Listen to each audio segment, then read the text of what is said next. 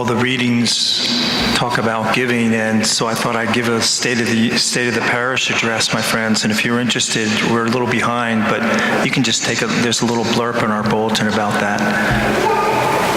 But before I talk about that, my friends, I just wanted to mention and talk about being a Catholic today, because it's hard, isn't it?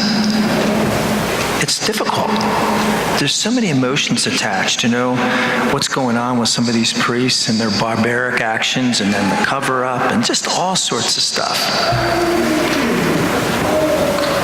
I ran across a story a little while ago. His name was Bishop Bonaventure Broderick. Anyone hear of him? Did you? Yeah. It's a great story, isn't it, Teresa? It's just an inspiring story. What this means. He was ordained in Hartford, Connecticut, and worked at a few parishes, then worked in the seminary, and then was elevated to a bishop. He was bishop in Cuba. And there was I don't know what all happened between Cuba and Rome, but he ended up resigning his position in Cuba, came back to the United States. And it's not like in America where, like a priest, me as a priest, I can be assigned and, I don't come back to Harrisburg. But a bishop, they just can't do that. So he came back to America, and they weren't sure where to put him. They said, we'll assign you. Well, he waited and waited and waited. And he ended up working and owning a gas station in upstate New York. And years later, Cardinal Spellman got a message from Rome saying, what is the status of this Bishop Bonaventure Broderick? We haven't heard. Is he alive? Where is he? And he even had trouble locating him. The only reason why I did is because Bishop Broderick wrote an article in the daily paper, and I don't think he used his bishop's name. I think he just used Broderick. And it was something on faith or something, but they posted it every week, and that's how they found his name. When the cardinal came to the gas station, he introduced himself. And Bishop Broderick said, I've been waiting 30 years for this visit. He worked and owned that gas station for 30 years. And the bishop, or the cardinal, said to him, how did you continue in your vows all those years? He said, Cardinal, I have a 2-bedroom little ranch house. He said, I said one is my bedroom, the other is a chapel. He said, I do my holy hour in Mass every morning before I come to work. He said, I would never walk away from the Eucharist.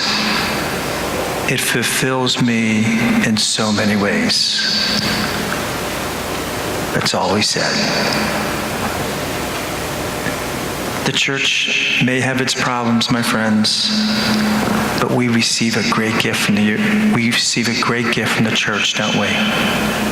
The gift of the Eucharist. It strengthens and fulfills us in ways we can't even imagine.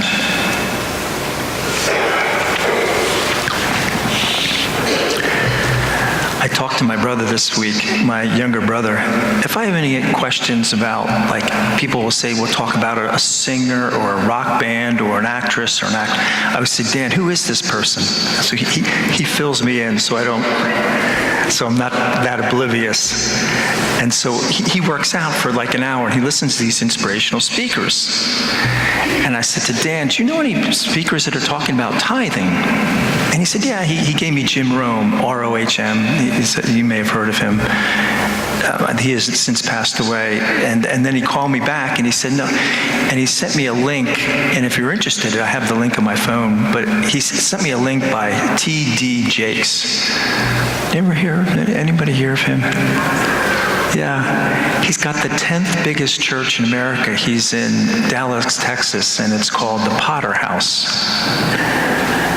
And probably 85% of his congregation is poor. And yet he paid off. It's amazing the stuff that he's done. But he talked about tithing.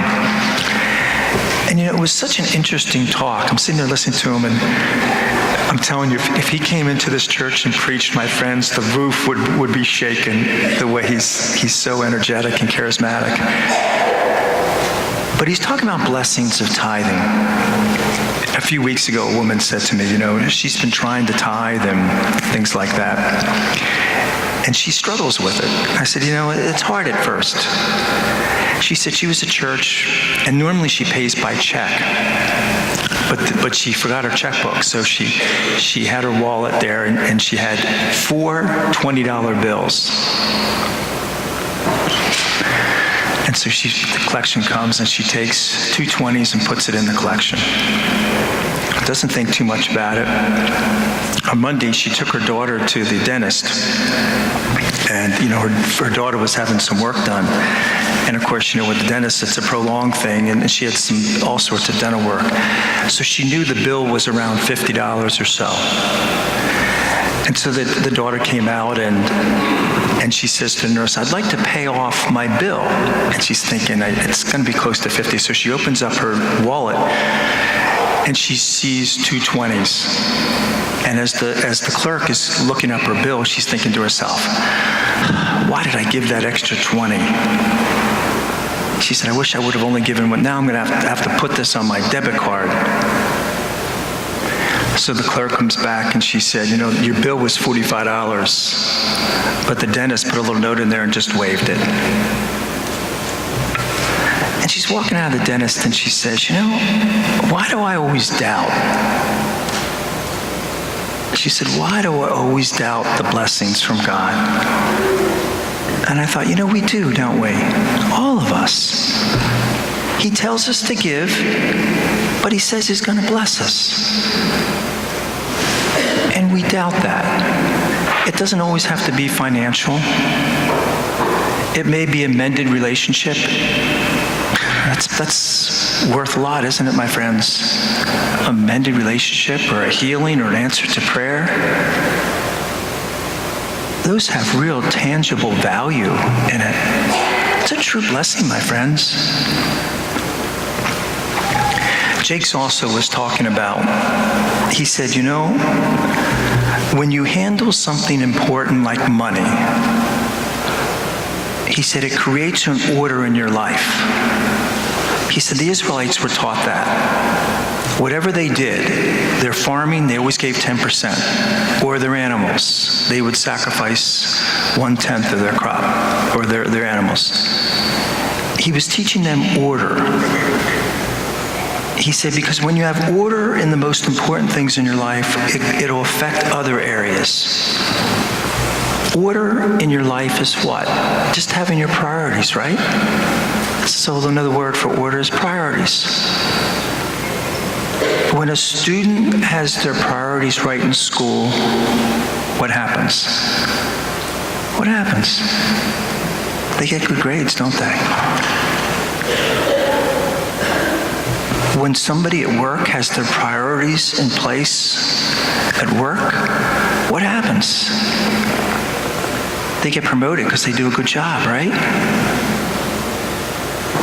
When you have people living at home and they have their priorities right, what happens? You have a good relationships because their priorities are right. You see, giving on this end teaches us order and structure in our life, and it affects all sorts of other stuff over here. And I thought, what a beautiful insight by Jakes, because it's so true. God says, my friends, bring the tithe to me, and I will open the floodgates of heaven. May we take him at his word. God bless you.